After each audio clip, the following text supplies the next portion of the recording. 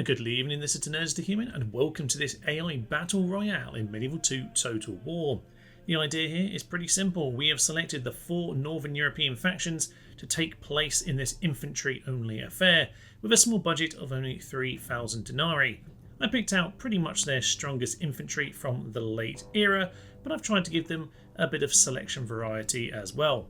So officially, the 4 Northern European cultured factions are England. They have themselves armoured swordsmen, dismounted English knights, and some heavy billmen. The second up are the French with their dismounted chivalric knights, some pikemen, and some voleurs. The third faction up are the Scottish. They have some noble swordsmen, noble pikemen, and a few Highland nobles as well.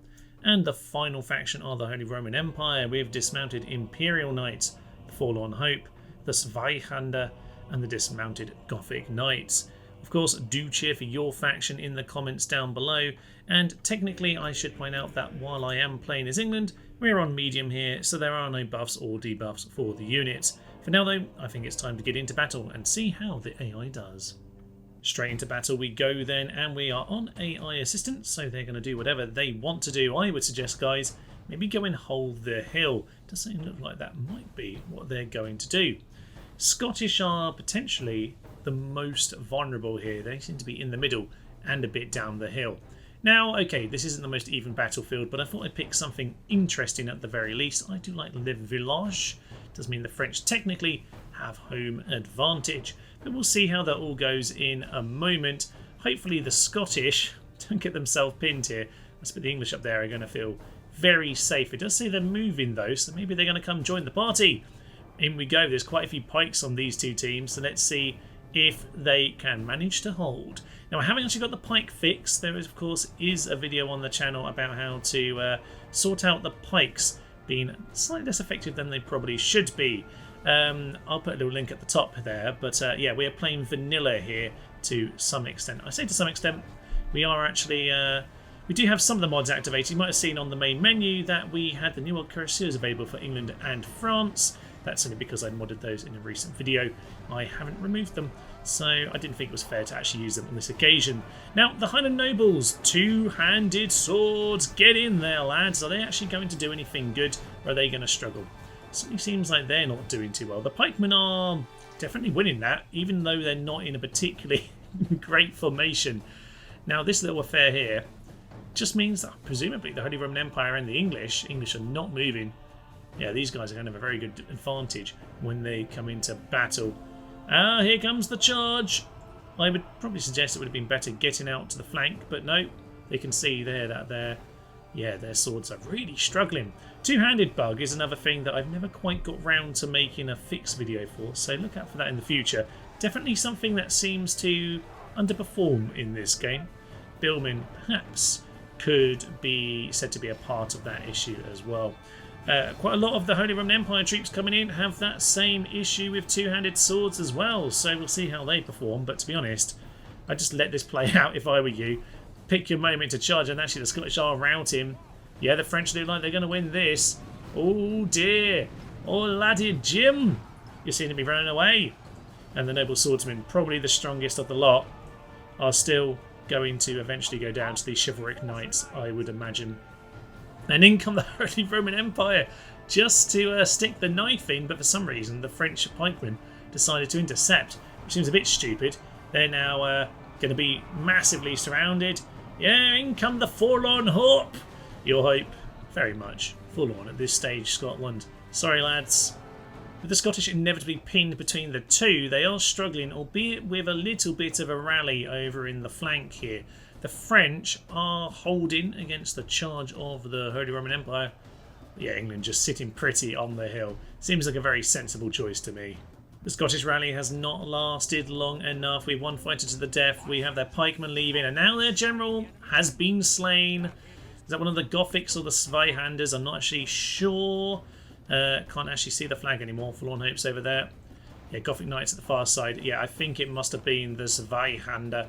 And with that, the Holy Roman Empire can charge into the French, and we can see who's going to finish this off. Really, this should be the Holy Roman Empires at this stage. They've quite a few less men, though, it should be said. They have strong units, but yeah, numerical disadvantage. maybe their freshness against these French will help. But the Chivalric Knights, they're pretty darn chunky.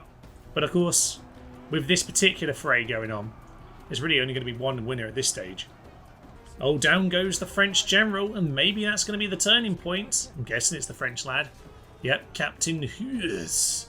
And does that mean a mass rout? It doesn't. No, they're going to hold on. Fair enough, lads. Look at these shining, glistening lads. They are just beautiful. Great feather. I'd quite like that feather myself, sir. We finally have a French unit that's deciding to rout, which is not a good sign for them. Oh, there's another one. The pikemen are not happy. The Germans are making their way through the French now. If they both turn around and take on the English now, they might have a chance, but surely whoever wins this can't do it by themselves. Looks like the French are pulling out of it. Maybe they're just coming back for a charge, but good effort by the Germans. They've got their charge right, and they're going to look like they're going to take out the French. One final charge into the pikemen, who are attempting to regroup, but I don't think it's going to go well. The Zweihander have them surrounded. And quite frankly, yeah, they are getting cut to ribbons at that flank. Oh, ho, ho. Sliced in half, that lad. He's falling over to the floor. And the Germans totally have this. In a funny way, this kind of reflects the English approach to European politics very, very well. Which is basically, you know, as long as no one's too powerful on the continent, just leave it alone. Just don't get involved.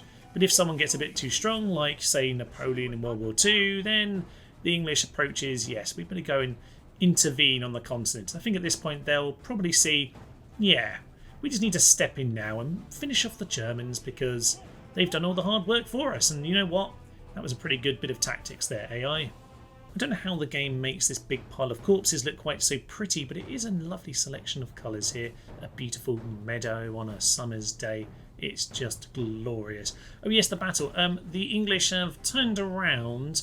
It might not be as big of a hill advantage as they originally thought they would have. The Germans have wasted their energy chasing the French off the field, so I don't see how they're going to win. But at the very least, they're not going to be marching up the hill as they might have originally been. So it might be fairly even in terms of the terrain, but I still somehow suspect that there's no real possibility of an English victory. But we'll soon see.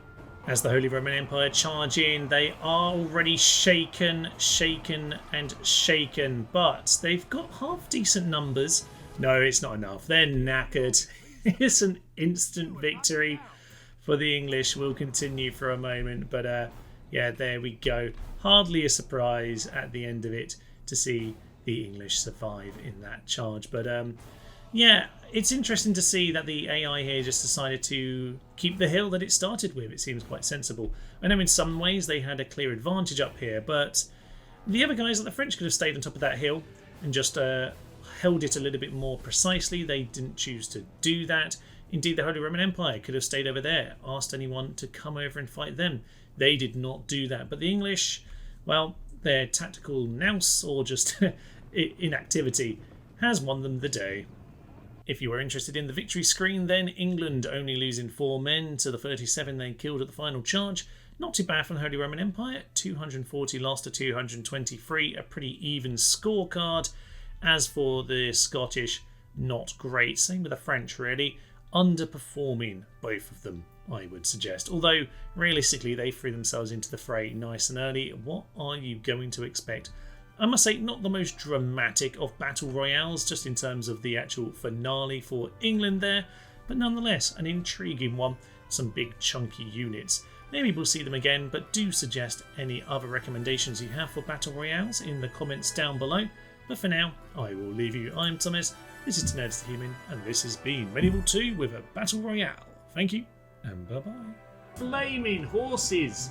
It's a flaming horse! No one would stand in the way of the Reich! No! My archers.